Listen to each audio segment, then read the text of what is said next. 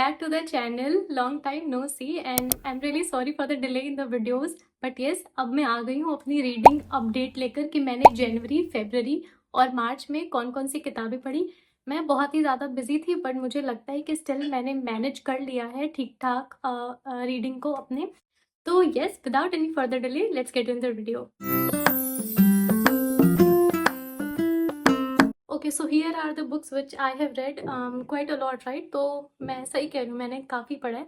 मैं एक एक करके आपको बताती जाती हूँ कि मैंने कौन कौन सी किताबें पढ़ी हैं और मैंने क्या क्या फील किया है उनको पढ़ के। मैं ऐसे हर एक बुक का प्रॉपर रिव्यू नहीं दूंगी क्योंकि वो तो मैं सेपरेट वीडियो में बताऊंगी आप लोगों को। तो मैं आपको पहला इंप्रेशन और लास्ट इंप्रेशन हर एक किताब का बताती चलती हूँ। ओके गाइस, सो जब मैंने इनिशियली सोचा था जनवरी में, मतलब कि मैं कौन सा जॉनरा पिक करूं या कौन से टाइप की बुक को उठाऊं, तो मैंने आप लोगों से पूछा भी था कि मुझे कौन सा जॉनरा पिक करना चाहिए। तो इनिशियली मैंने एट गुड एज डेड उठाई थी, आई थिंक। हाँ, मैंने वो उठाई थी। और दूसरी बुक थी सोफीज वर्ल्ड, ठीक है। ये दोनों बुक थी एंड ये दोनों को ही मैं ना फिनिश नहीं कर पाई।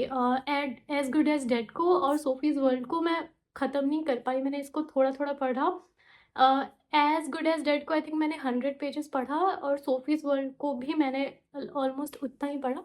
But the problem with as good as dead के साथ ये हुई कि कुछ उसमें था, मतलब जब मैं पढ़ रही थी तो एक ऐसा पॉइंट आया जब कुछ ऑफ हो गया, मतलब मेरे साइड से कुछ ऑफ हो गया और मैं फिर उसके बाद उसको कंटिन्यू नहीं कर पाई।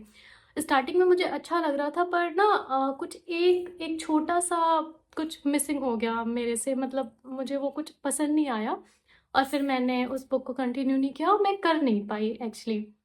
And the second book Sophie's world, ये मेरे लिए पता नहीं क्यों थोड़ी सी ना मैं इसमें पेस नहीं बना पा रही थी बेसिकली। जो होता नहीं कि आप पेजेस टर्न करते जाते हैं, आपको मज़ा आता होता है, वो नहीं आ पा रहा था। तो मैंने इस बार खुद से प्रॉमिस किया है कि अगर मैं नहीं इंजॉय करूँगी, वो बुक कितनी भी फेमस हो, मैं नहीं पढ़ूँगी।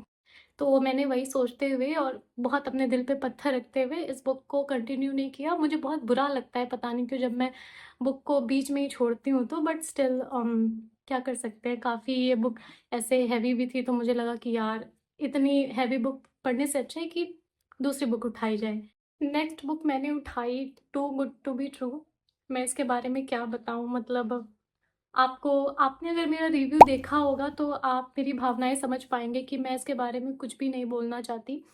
द रीज़न इज़ कि मैंने इसको ख़त्म क्यों किया इज़ बिकॉज कि मैं पूरी बुक से इतनी ज़्यादा डिसअपॉइंटेड थी कि मुझे लगा एटलीस्ट एंडिंग में कुछ हो जाएगा, कुछ इसका क्लाइमेक्स होगा जो मतलब मुझे अच्छा फील करा देगा। बट नो गाइज, आपने अगर मेरी इस बुक का रिव्यू नहीं देखा है तो आप देख सकते हैं मैं इसके बारे में और क्या बोलूँ। ओके गाइस, तो जनवरी के डिज़ास्टर से आगे बढ़ते हैं। बहुत ज़्यादा, मतलब मुझे लगता है कि जनवरी में रीडिंग को लेके मेरे साथ कॉम्प्लिकेशंस हो गए। बट उसके बाद मैंने जो भी बुक्स उठाई उनको ख़त्म किया और इन्जॉय किया एट द सेम टाइम। तो too good to be true के डिज़ास्टर के बाद I picked up King of Wrath, क्योंकि मुझे बहुत ऐसे अचानक से ना too good to be true वाले जोन से निकल के एक अच्छी रोमांस पढ़ने का मन था। और मुझे पता था कि मैं ना ऐसा कोई रिस्क नहीं लेना चाहती थी बेसिकली, कि मैं कोई रिस्की सी बुक उठा लूँ और फिर मेरा ऐसे एकदम दिल टूट जाए। तो मैंने किंग ऑफ डेथ उठाई। मुझे पता था कि ये बुक अच्छी ही होगी एंड ऑब्वियसली ये अच्छी थी। मतलब वही टिपिकल वाला रोमांस, बट मुझे वही पसंद है, लाइक ट्विस्टेड सीरीज जैसा। कुछ भी इसमें मतलब वैसे नहीं लगता ना कि ज़बरदस्ती, ये सब नेचुरल नेचुरल लगता है। तो दैट्स वाई मुझे ये बुक पसंद आई थी। Walking towards the next book which is सच्ची रामायण। मैं इसका रिव्यू कर चुकी हूँ और आपको मैंने बताया था कि बुक बहुत ही ज़्यादा कंट्रोवर्शियल थी। तो आप इसको एक ऑब्जेक्टिव आइज से ही पढ़ें। इसमें रामायण के बारे में बताया गया है इस पर्टिकुलर ऑथर के पॉइंट ऑफ व्यू से कि उनके हिसाब से क्या क्या चीज़ें सही नहीं थी रामायण में। और बहुत ही जैसे, मतलब रामायण को एक ग्रंथ ना मान के इसको एक बहुत ही आर्यंस और द्रविडियंस के बीच का संघर्ष के तरीके से इसको बताया गया है। हम लोग रामायण की जितनी इज्जत करते हैं इस बुक में उसकी इतनी इज्जत की नहीं गई है। तो मैंने इसका भी रिव्यू कर रखा है, आप उसको देख सकते हैं। Okay, so walking towards the next book, मैंने अपनी नेक्स्ट रीडिंग के लिए फ्रांस काफ्का को पिक किया था। मैं पहली बार काफ़का को पढ़ रही थी और मेरा काफ़ी मन था, जैसा कि मैंने आपको अपने रीडिंग गोल्स वाले वीडियो में बताया था कि मैं इस बार अपनी रीडिंग के साथ थोड़ा एक्सपेरिमेंट करना चाहती हूँ, थोड़ा अलग टाइप के राइटर्स को, अलग टाइप की राइटिंग्स को पढ़ना चाहती हूँ। तो मैंने इसलिए काफ़का को पिक किया था और मैंने इनकी सबसे पहली बुक द ट्रायल पिक की और फिर मुझे मेटामॉर्फोसिस भी पढ़नी थी इसके बाद, पर मुझे लगा कि मैं चलो पहले इसको पढ़ लूँ क्योंकि मेरे पास ही पहले आ गई थी। ये बुक मैंने जितना भी सुना था बेसिकली काफ़का के बारे में, उनकी राइटिंग्स के बारे में और जितनी मेरी एक्सपेक्टेशंस थीं, बिल्कुल खरी उतरती है। ऐसा नहीं लगता कि मतलब मैंने बहुत ज़्यादा एक्सपेक्ट किया था तो मुझे बहुत ही कम डिलीवर हुआ इन किताबों से, ऐसा बिल्कुल नहीं था। जितनी इन डेप्थ राइटिंग और जितनी एब्सर्डिटी और जितना एक्सप्रेशनिज़्म है इस किताब में या फिर द मेटामॉर्फोसिस में, वो लाजवाब है। मतलब अ, जब हम लोग कुछ ऐसा पढ़ते हैं ना, जब हम किसी ऐसे ग्रेट राइटर को पढ़ते हैं तो हमें पता लगता है कि वो ग्रेट क्यों हैं। जब हम उनकी राइटिंग्स को पढ़ते हैं और जब कुछ हमारे अंदर ऐसे इवॉल्व होता है तो हम ये समझ पाते हैं कि इनकी राइटिंग से सब इतना ऑब्सेस्ड क्यों हैं या इनके राइटिंग स्टाइल को ऑब्जेक्टिवली कुछ क्यों कहा गया है या क्या कोई टर्म क्यों दिया गया है। जैसे काफ्काइस्क की अगर मैं बात करूँ तो वो मैं आपको अलग से उसके बारे में, जब मैं काफ्का के ऊपर वीडियो बनाऊंगी तो मैं बात करूंगी। लेकिन जो मेरा एक्सपेक्टेशन था काफ़्का को लेकर, वो बहुत ही ज़्यादा वर्दी था। मुझे लगता है कि ये बुक मतलब मेरे जो रीडिंग गोल्स का जो हिस्सा था, उसको मैंने बहुत ही बखूबी निभाया है। तो आई थिंक या the next book is before we forget kindness. मैंने before the coffee gets cold पढ़ रखी है और मेरा ऐसे कोई मूड नहीं था कि मैं उसकी सीरीज़ की बाकी किताबें पढूँ, बट मेरे पास आ गई और मुझे लगा कि ऑब्वियसली उसकी कहानियाँ बहुत प्यारी होती हैं, बहुत अच्छी होती हैं, बहुत ही वन ऑफ इट्स काइंड होती हैं, तो पढ़ने में कोई बुराई नहीं है। और मेरा थोड़ा-सा ऐसे लाइट रीडिंग करने का मन भी कर रहा था। मैंने थोड़ा ऐसे-ऐसे किताबें पढ़ ली थी, लाइक सच्ची रामायण को पढ़ लिया था मैंने और फिर मैंने फ्रांज काफ्का को पढ़ लिया था। तो ये सब ना मेरे लिए थोड़ा इनकी राइटिंग थोड़ा मेरे लिए हेवी हो गई थी, थोड़ा-सा नॉट सो लाइट हो गई थी। तो मुझे लगा कि मैं Before the We forget Kindness पढ़ के थोड़ा-सा विंड ऑफ कर देती हूँ, अच्छा रहेगा। तो इसमें भी Before the coffee gets Cold की ही तरह 4-5 कहानियाँ हैं, 4 कहानियाँ हैं, हाँ। और चारों ही बहुत ही अच्छी-अच्छी कहानियाँ हैं, काइंडनेस के ऊपर हैं कि काइंडनेस कितनी इम्पोर्टेंट है, दिस एंड दैट।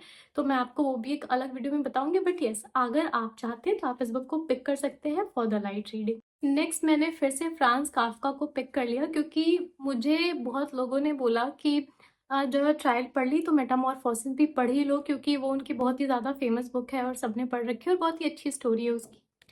मैं गाइस लिटरली इस बुक के एंड में रोई हूँ।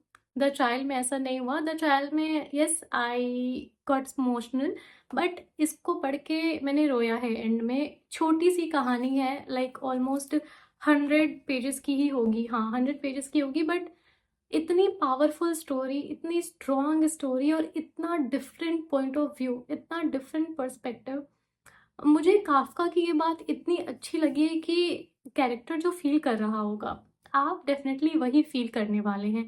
आप अपने आप को उस कैरेक्टर से ना अलग करके नहीं रख पाएँगे। आपको ऐसा लगेगा कि इस बुक में वो जो आदमी है, जो एक वर्मिन बन गया है, कॉकरोच बन गया है और वो जिस तरीके के स्टेट ऑफ माइंड से गो थ्रू हो रहा है, आप पता नहीं क्यों बट चाहेंगे कि यार प्लीज़ इसकी प्रॉब्लम सॉल्व हो जाए या कोई इसको एक्सेप्ट कर ले या फिर इसकी फैमिली इसको अंडरस्टैंड कर ले या अपना ले या वो प्यार दे दे।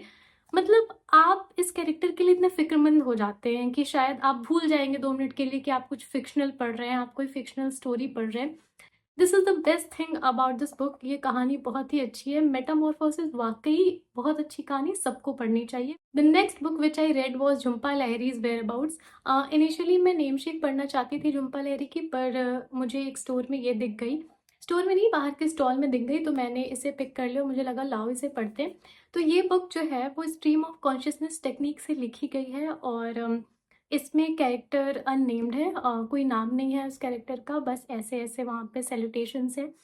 और इस बुक की सबसे अच्छी बात या ऐसी राइटिंग्स की सबसे अच्छी बात ये कि इतना ऑर्डिनरी होना, इतना सिंपल होना, बिना किसी एक्शन, बिना किसी ड्रामे के, ऐसे कोई बहुत ही ड्रामेटिक प्लॉट नहीं है।